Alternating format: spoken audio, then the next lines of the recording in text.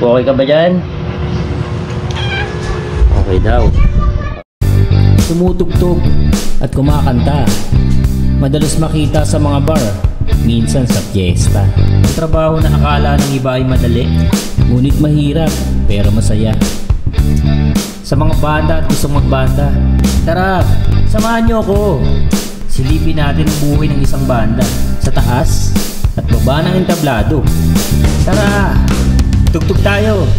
Let's go! Buhay banda.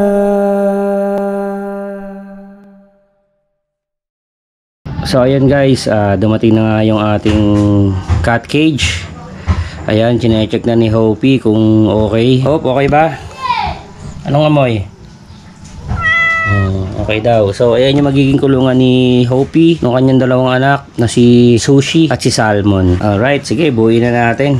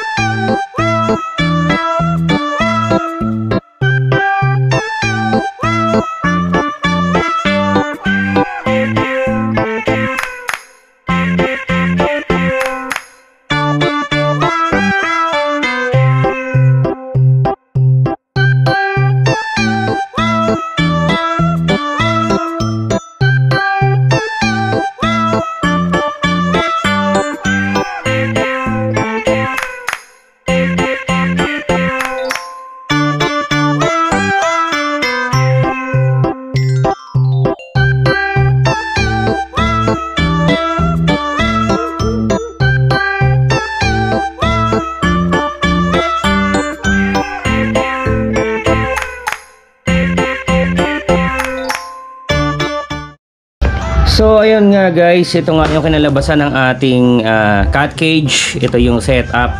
Actually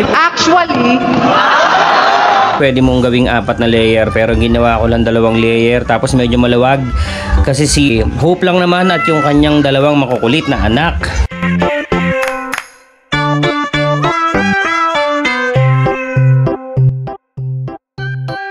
Ito yung pintuan niya. Ayan, nandito yung pintuan niya, tapos cat litter dito, tapos dito yung mga anak niya at makakagala siya kung saan niya man gusto. Kung gusto ko naman mag-upgrade, bibili lang ako nung ganito per piece or per pair yung pwede kong bili na ganito. So napag-isipan ko mas maganda yung medyo mas malawag para makagapang yung mga makukulit niyang anak. Alright. Hope, happy ka ba dyan? Kukulong kita dyan later. Hope, okay ka ba dyan? Okay daw.